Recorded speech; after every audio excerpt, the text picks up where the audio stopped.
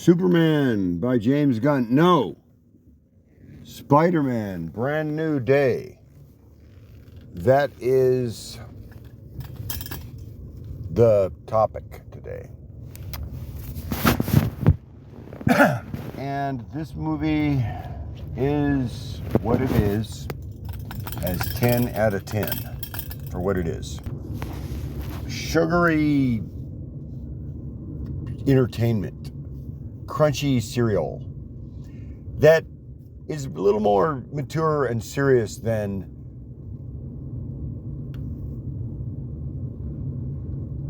Superman by James Gunn, but it's consistent with Spider-Man Brand New Day is consistent with the MCU's / Sony's Spider-Man.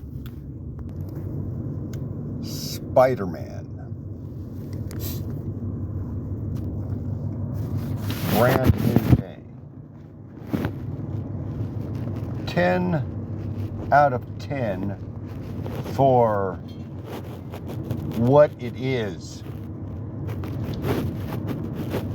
Not the worst Spider-Man movie ever made. All consistent with the telling of this version of Spider-Man. No retconning, no drastic deviation from the course correct. It is consistent in the resolution of the various plot threads of this Spider-Man arc, the Sony, and the connections to the MCU are there without being over the top insert of this character and that character. Did seem that Bruce Banner had a natural part in this movie that was consistent with whatever has been going on with the Bruce Banner of this world, which also means you have to deal with intelligent Hulk, and whatever that is, smart Hulk, which is basically that's the reason why people don't like this Hulk in the MCU is because of that. So, yeah. Banner, Smart Hulk, whatever you want to call him, makes his appearance in this Spider-Man movie. And he is consistent with the MCU Hulk that we have come to learn about and know.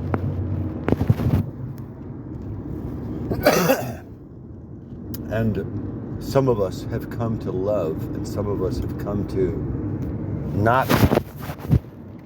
But they had a good combination of everything in this one, Spider-Man Brand New Day, so that the Hulk and Banner it wasn't over the top silly.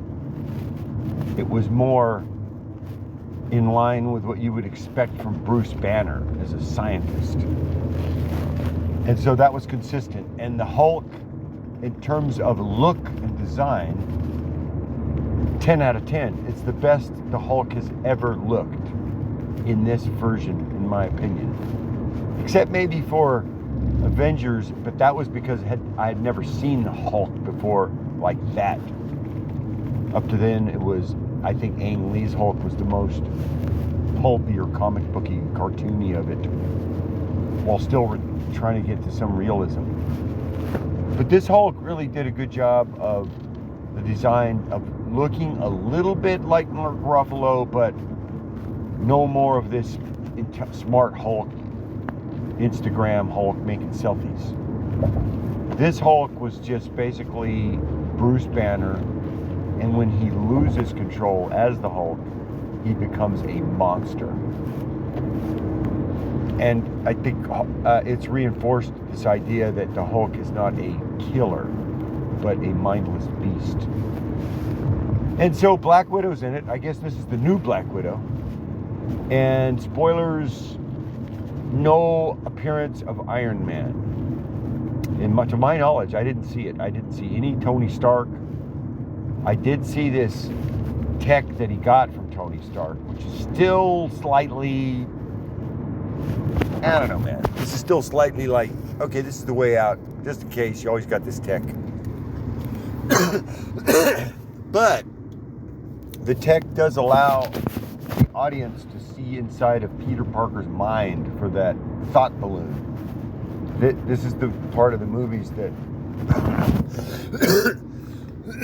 this is the part of the movies that gets lost sometimes from the comics, is that the thought balloon. That is what Raimi's Spider-Man did not have.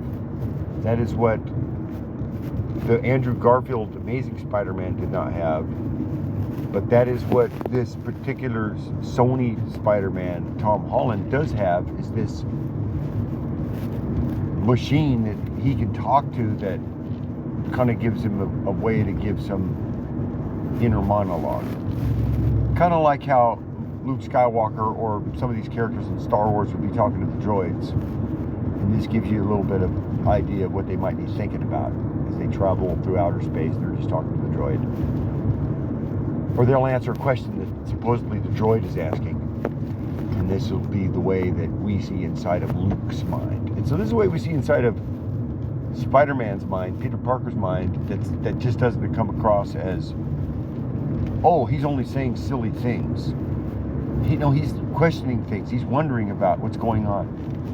A little bit of over-the-top humor that, yeah, I don't know, man. You got to make Spider-Man a complete joke machine all the time.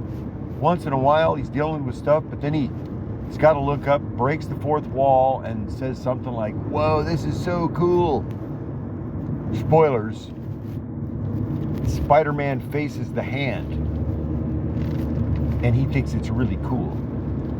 And this Punisher is definitely consistent with everything we've seen as portrayed by Jon Bernthal in this universe, starting with the Daredevil TV series. But this Punisher is mostly a family-friendly Punisher. He is using machine guns, and he's fighting real criminals, and he's trying to kill people, he says. But we don't actually see him kill anybody. And he threatens to kill Spider-Man, but he almost does it in a way that he sounds more irritated than out to kill him. You know, he says, I'm gonna kill that kid. He keeps calling him a kid, and he's clearly like 25 or 30 years old by this time in the movie. And they explain this because he's now been Spider-Man for 4 or 5 years, and the time passed between this movie and the last one is explained as being about 4 years. Or whatever it is. Somebody says, oh, he's been doing this for Spider-Man thing for 4 years. So they explain that. They show a lot of there's a montage and actual scenes where there's full-on action, resolution, and then on to the next scene where he's fighting all these various comic book villains from the Rogues Gallery or whatever. Tombstone, I saw. Who else? Oh, Ramrod. He's a classic. And then Scorpion. Finally, I think they did Scorpion pretty good. And this guy playing him, classic. Is that Nacho from Breaking Bad? That guy's a classic. I didn't realize who it was at first. Hey, good for him, man. He needs to give his agent a raise. So that's what is going on character-wise. If I missed anyone, Jean Grey, well, spoiled it, makes an appearance, but I'm not going to say how or who, but I will say this had some, it felt like there was some connection to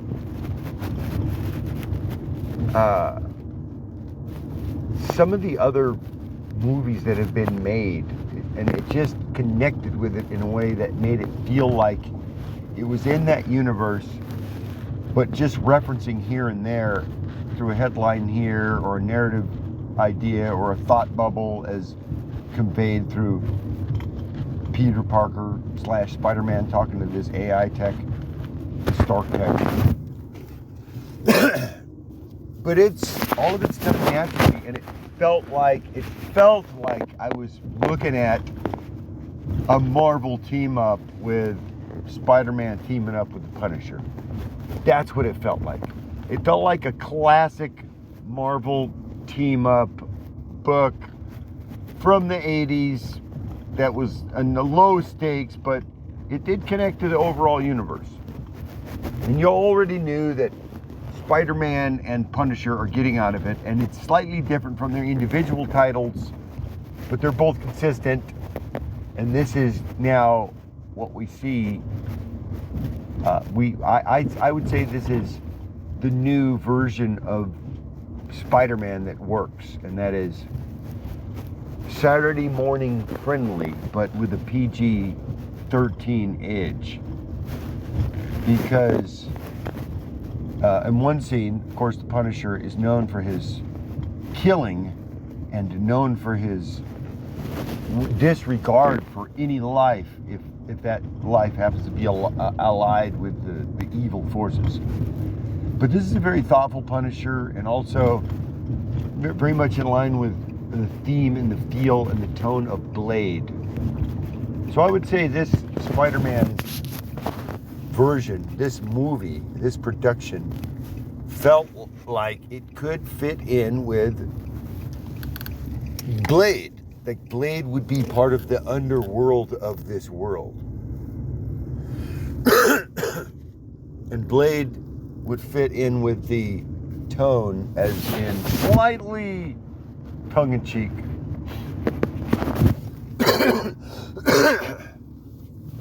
However, there's a lot of killing that goes on in Blade.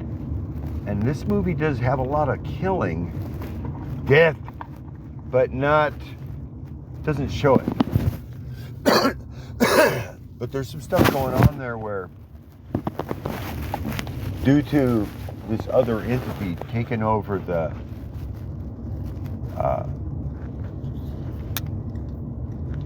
minds of these other people, that I think, I'm not going to give a spoiler on this, but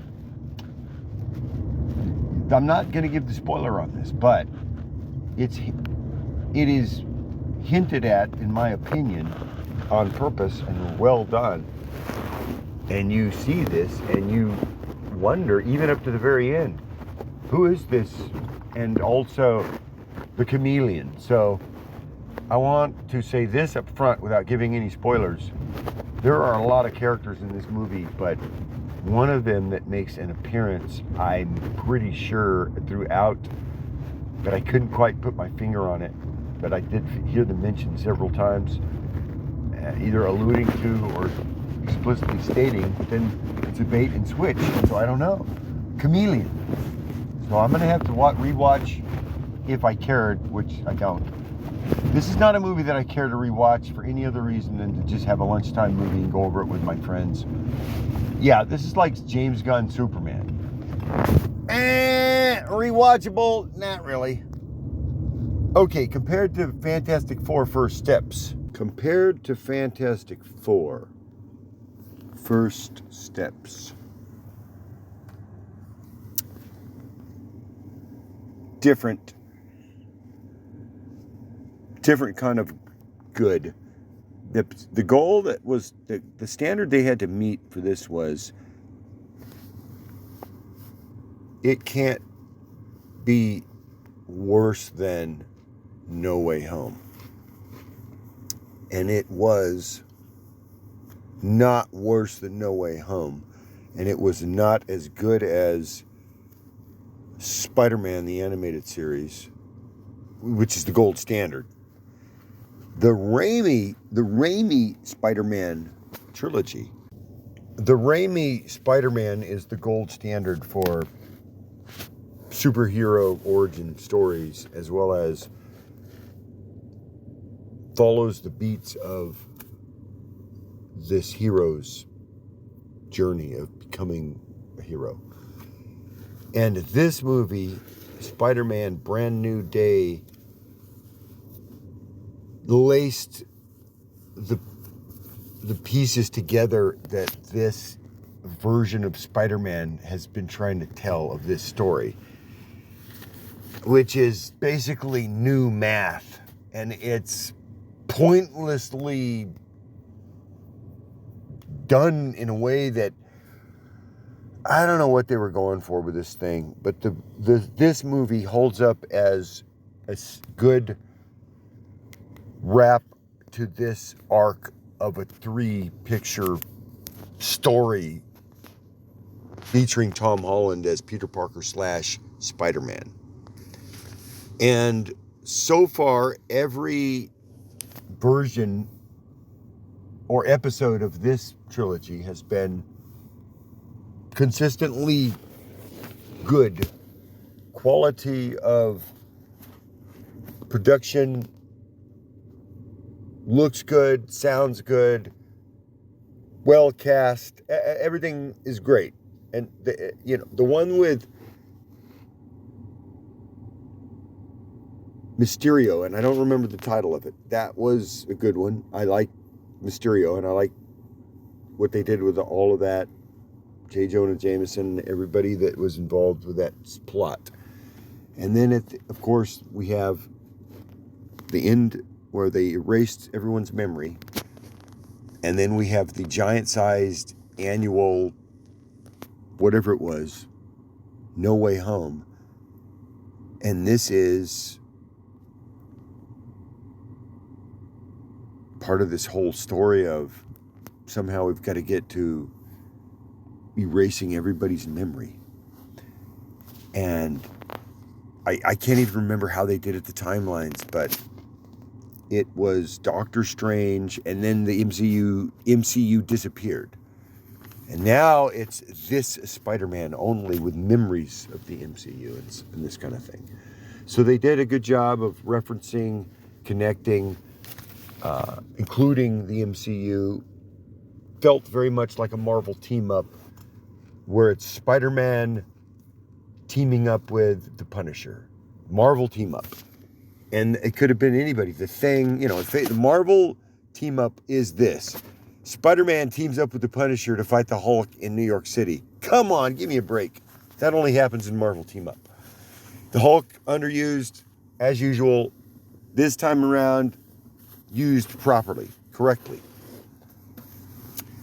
And the Black Widow, I get it now. This is connected to Thunderbolts, and I do see a solid line through. Tom Holland is aging well in this role. I hope they will write this character as to be the age he looks, which is about 35. He looks like a maturing adult, much as Tobey Maguire looked in No Way Home. Tom Holland is looking his age, and he looks great. But they need to make sure that they stop calling him this kid, because he's clearly not a kid anymore. He takes off the mask, and he looks older than Frank Castle. I'm serious. So we need to stop making reference. Oh, he's a kid. He's a kid with ADHD. No, he's not a kid. He looks the same age as Tony Stark. Yeah, and he looks great. And you know who else looks great that I didn't see in this movie? Yeah, you got it. Nicholas Hammond. Where is the Amazing Spider-Man, the original live action Peter Parker? I can't even talk. I don't even know who is running these studios out there. I guarantee you Nicholas Hammond's not knocking on any doors, man. They need to call this guy. He's made for the role still. He looks great. He looks almost the same age as Tom Holland.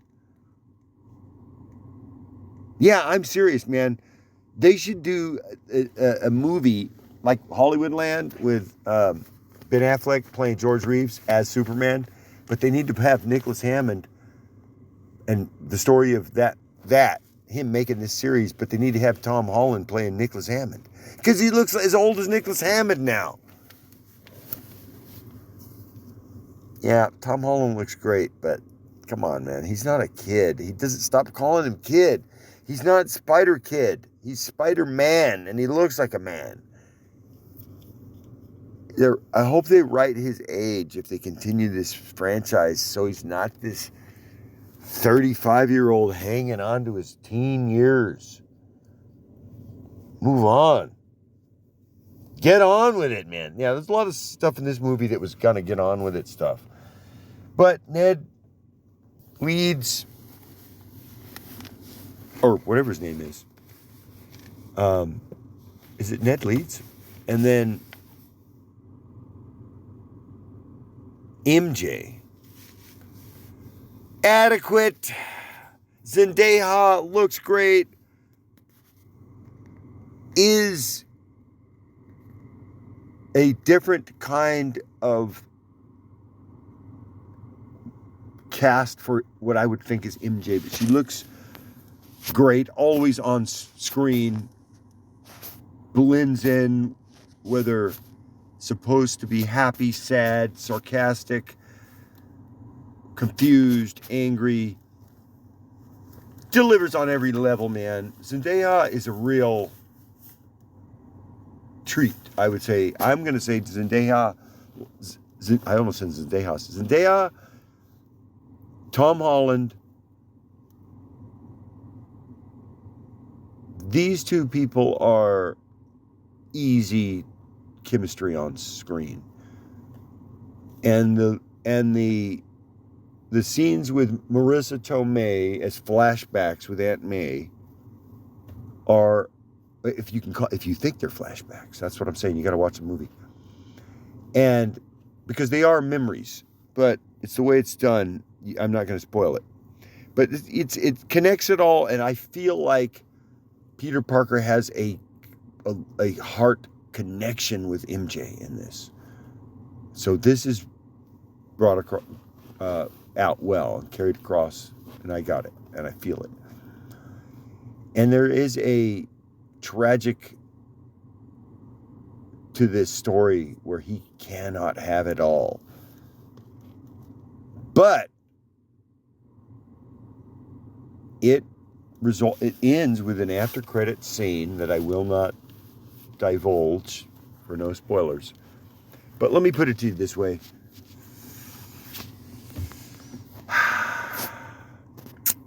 It's not quite to the level of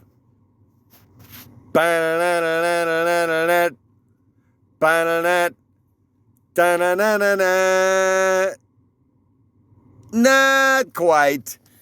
You know what though? There were a couple of scenes in it that I said out loud, "Oh, yeah, Spider-Man and his amazing friends, yes." Except I never saw Iceman. Yeah, perfect, man. I mean, there's a scene in there that's almost directly ripped from Spider-Man and his amazing friends where I already told you about the tech. Spider-Man is looking at this computer and look at the scene and you'll go, oh, that looks just like Spider-Man and his amazing friends. Except where's Iceman? That's it. And where's Miss Lion? Also, Aunt May kind of became more relevant and heart connected to the story in this episode. So I give them credit. Whoever, I don't know who wrote this. The music, grounded and serious, but not so serious as to be a Hans Zimmer score. But I don't know who did the score. It was not, it was, everything about this movie was adequate and effectively packaged. Truth in advertising.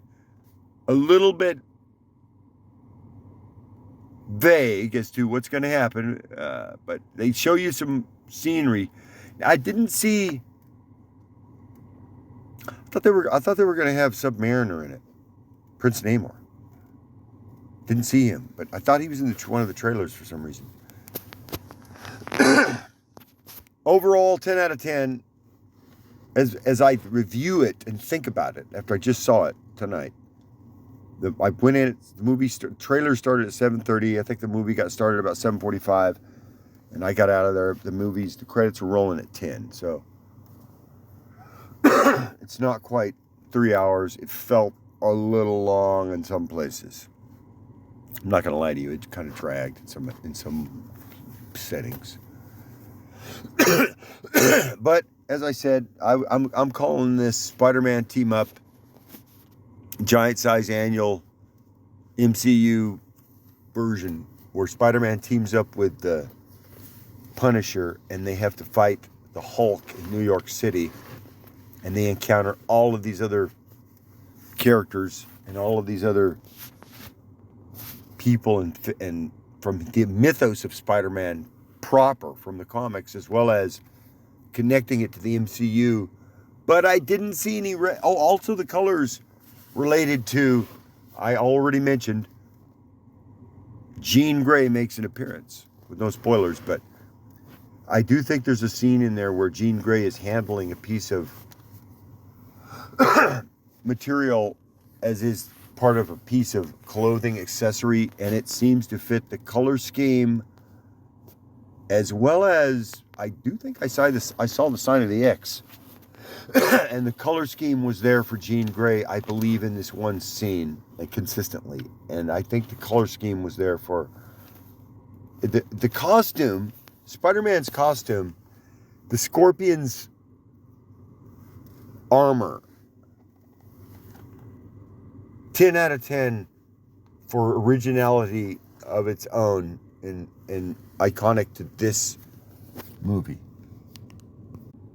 this universe, and holds up to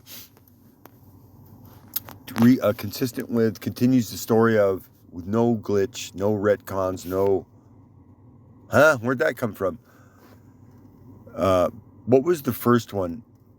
Homecoming, I think it was.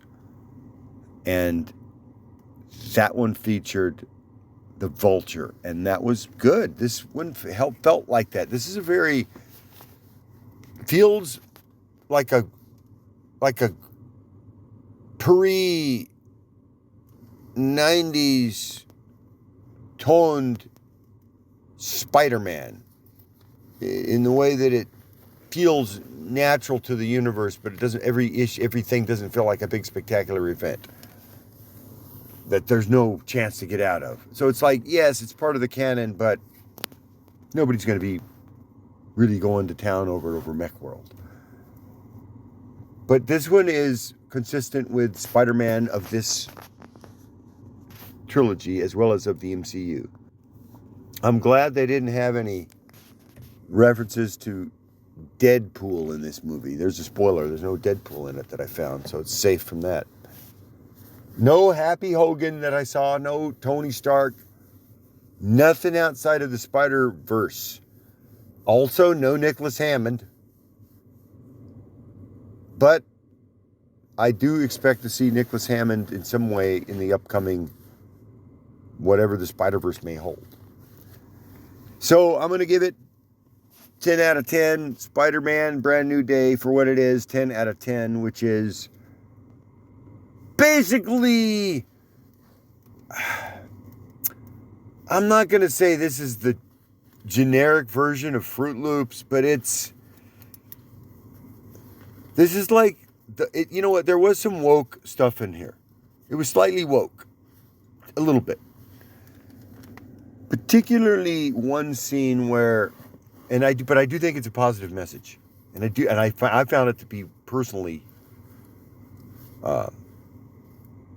I related to this personally, and that is, become who you are. Maybe you weren't supposed to fit into everybody's mold. Maybe you were designed to be this way.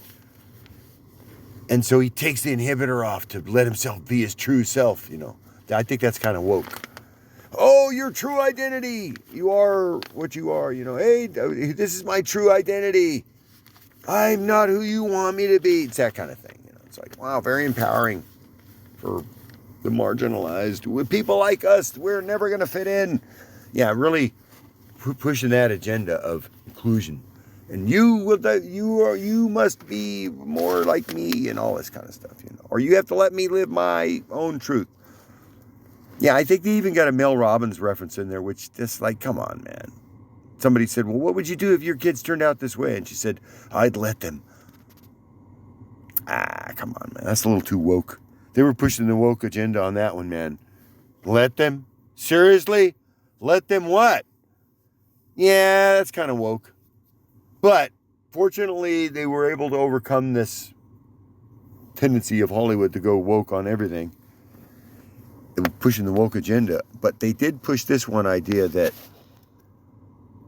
sometimes people will change, and because of that, they just change. And there was a line here where, as you remember the last one, everyone's memory got erased. Well, they address all that. I'm not going to give you any spoilers, but Peter does try to, and actually, in fact, does, in some way encounter MJ.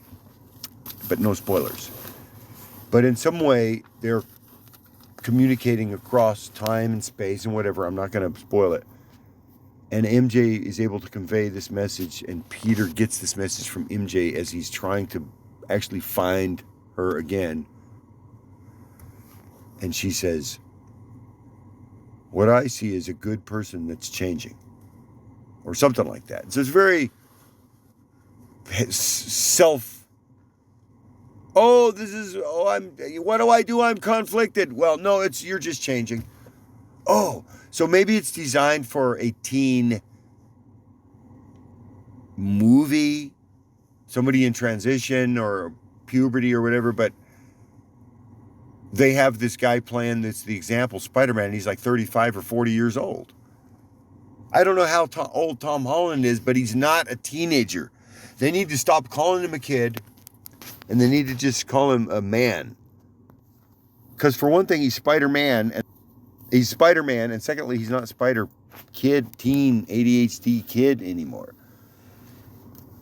Man, I'm serious.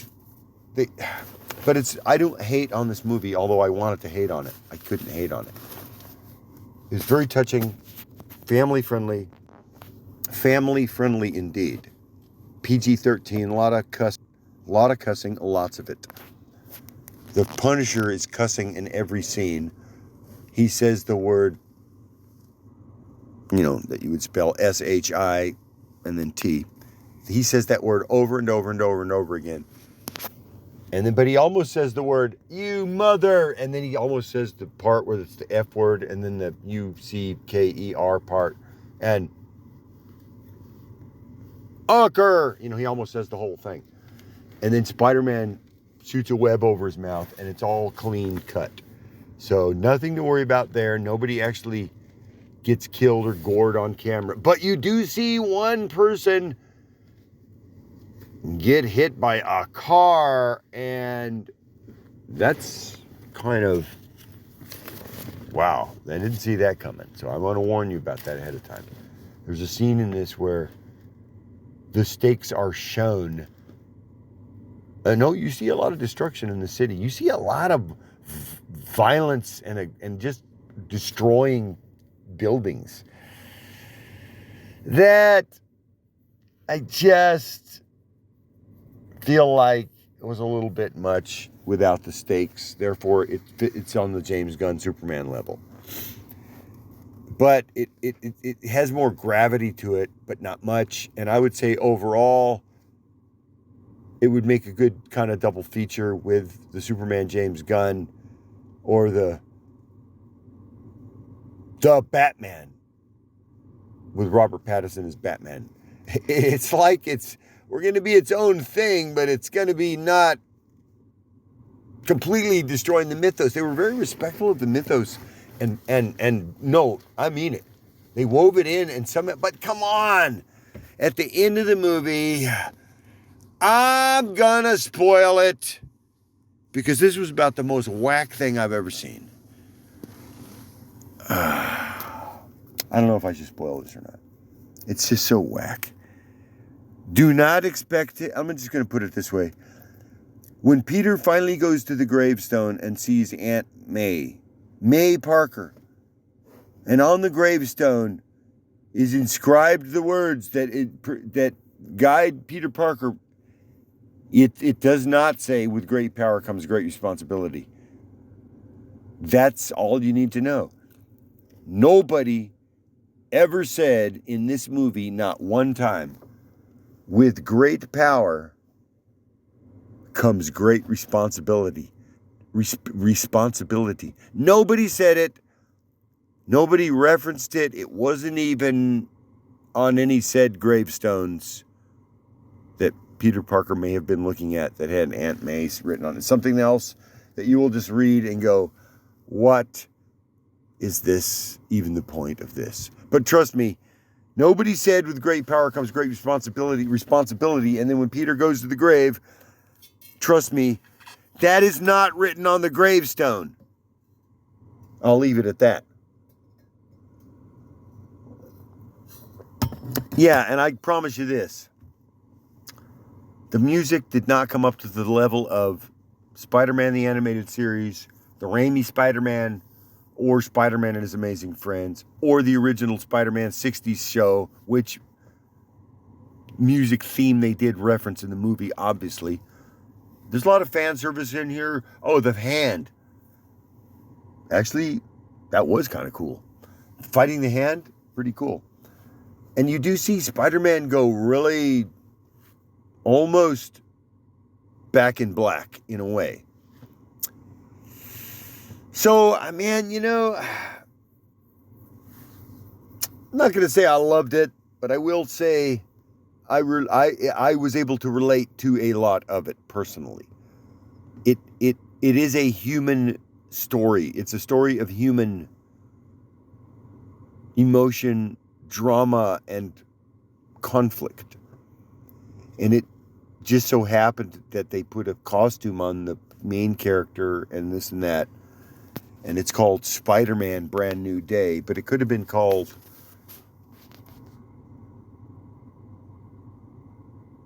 Dude, where did I leave my car? Or something like that. I don't know. But all I know is it's family-friendly entertainment at a PG-13 level with a lot of cussing. And slightly woke in that they do push this idea over and over of be who you are. And maybe you weren't meant to be changed back to being conformed. And live your own truth. Whatever it is, man. Look, I don't know. Maybe I'm misinterpreting it. But I'm telling you it's slightly woke. And what movie made by Hollywood is not woke? That's all I'm saying. Hey, look at any of the Star Wars movies. They're all woke. Especially The Phantom Menace is the most woke of all. So,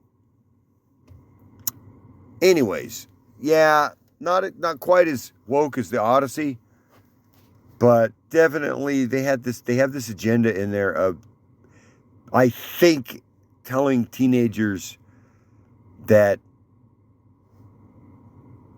if your parents want you to take these inhibitors, you don't have to take them. That I do think that was a clearly delivered message, and I do think that's a good moral message to deliver. And that is, just because some authority gives you some inhibitors or something to change who you are, that's not a reason to follow that. Be who you are and let somebody else get out of your way, because you're not hurting anybody. And that is what I see was a positive message. And I don't know if it's tempting to be woke or not, but I see a clear message, a line in there that I can draw on that says, if someone tries to give you some type of an inhibitor to either repress something or cause something to happen, don't do it. Don't take it. Be who you are. Let them adapt and adjust to you. So I do see that as slightly woke, but I'll take it. Yeah, because I like it because it aligns with my woke. Which is, don't let anybody put in inhibitors on you. Okay, or don't let anybody give you anything to change who you are naturally. And that would include all this other business of these, I get it. The mutants stand in for marginalized groups. I understand that, and I like that. I love that story. I love that part of it. But what I also like is the part that where Banner and Peter Parker are talking about the risks involved and the slippery slope of getting involved with tech or bio intervention that changes what a person is at a DNA structural level, biologically speaking. Whatever reason that person is like that, whether through encounter of trauma or birth, or as it was encountered through Peter Parker as a radioactive spider, or whatever it is in this universe, I don't know. I don't really care. All I know is this is a self-contained world, and the Hulk, Bruce Banner, Peter Parker, Spider-Man, they all interact. The Punisher's in it. There's no Tony Stark. There's no reference overtly to anything from the other movies other than MJ and some of Peter's close friends. I was looking for J. Jonah Jameson, and I didn't see him. So, spoiler alert, to my knowledge, no J. Jonah Jameson. But I don't even know what happened to the Hulk. Oh no, there was a resolve to the Hulk, and the whole movie was kind of like a giant episode of Spider-Man and his amazing friends, but without Iceman and with Punisher instead of Firestar. I don't know, man. I don't know, but listen, 10 out of 10 for what it is. Spider-Man Brand New Day. If you want to take the kids to see it, remember there's a lot of cussing and depictions of wanton destruction of city property, and you know that in this happening, many people are being killed, I assume. And then one guy gets hit by a car, and you don't see a lot of blood splatter, but it's pretty triggering to me. It was like watching that guy get hit by that car is not fun. So beware what you put inside your eyes, your ears, and what goes out of your mouth, for out of the heart proceeds the words of whatever it is, man. Okay, out of the mouth proceeds the words of the heart. And out of my mouth proceeds these words, which are Spider-Man Brand New Day, 10 out of 10 for what it is. Hollywood sugar-coated cereal crunch fluff. Overall, not horribly woke. Not as woke as the Odyssey. But it is definitely some Hollywood agenda pushing with regard to. Well, one thing I think was right, though. I do agree with this message. I think this was part of the message. I think it's the agenda is to push this. You be who you are. I do think it's aimed at teen angst, coming of age, but it hits slightly less emotionally than a John Hughes movie. And the music, man, I don't know what to deal with, but it's not quite the most memorable music. Do I recommend Spider-Man Brand New Day? Yes, wait for it to come out on the platform. Yeah, don't go pay full price for Spider-Man Brand New Day unless you are doing what I did to just go out and have a good time and then come back and review it. I spent $10 on a ticket. This is how much it cost for me to go see that movie. $10 for a ticket. Good. State-of-the-art sound, comfortable seating, old school seating. These weren't recliner seats, but it's very comfortable. The theater holds about I'm gonna say the theater holds about 150 people. And in that theater tonight, there were roughly, just estimating, maybe about 50, maybe 25 to 35 people, ranging in age from maybe my age, which is between 50 and 65, I would call that. Or I would call this my age, 55 to 65. And then I would call, there were people in there that looked to be about possibly 70 years old, spryly, youthfully 70. And then maybe some younger adults, like maybe 25 years old or so, maybe 22 to 25 years old, maybe 28 years old, that had kids. Maybe these kids were about 4 to 6 to 10 or 13 years old. And of the ratio of how those would be proportioned out, I think there were about, I'd say if there were 35 people in there, let's say there were 35 people in there, I'd say roughly 15 of those people were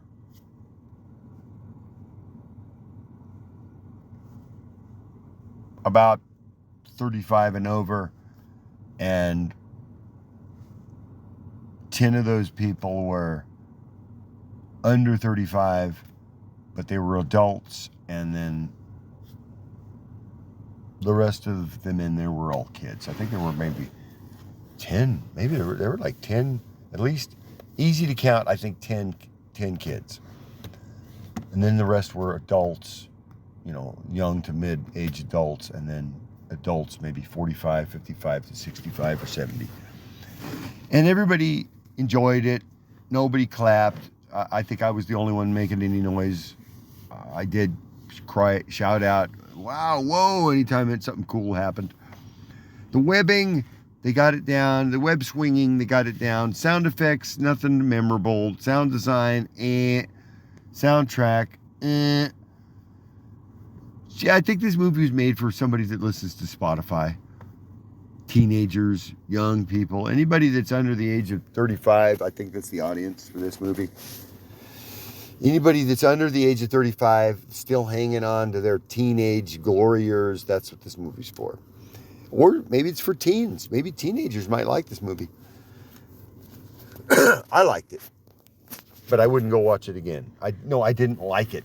I tolerated it, and it was okay, but nothing about it I really liked. I would give it a 10 out of 10 for what it is, which is not all that of an offensive version of Spider-Man. And I'm telling you, Andrew Garfield, I don't know what was going on, man, with Amazing Spider-Man, but that version of the Green Goblin was one of the worst versions I've ever seen of anything. That version of the Green Goblin. The Amazing Spider-Man was just terrible. But Andrew Garfield, earnest, and put his heart into it. And I commend him for continuing with it in No Way Home. Tobey Maguire remains the gold standard. And Nicholas Hammond remains the missing link here as to what happened to him. I don't know. Well, he's out there. He's ready to do it. Well, that's it. That's my review for Brand New Day, Spider-Man Brand New Day. Overall, 10 out of 10 for what it is, which is, as I said, sugar-coated, crunchy cereal with nothing in the middle but air. And that's it. I wish you all the best. Until we meet again, remember, your focus determines your reality, and may the Force be with us.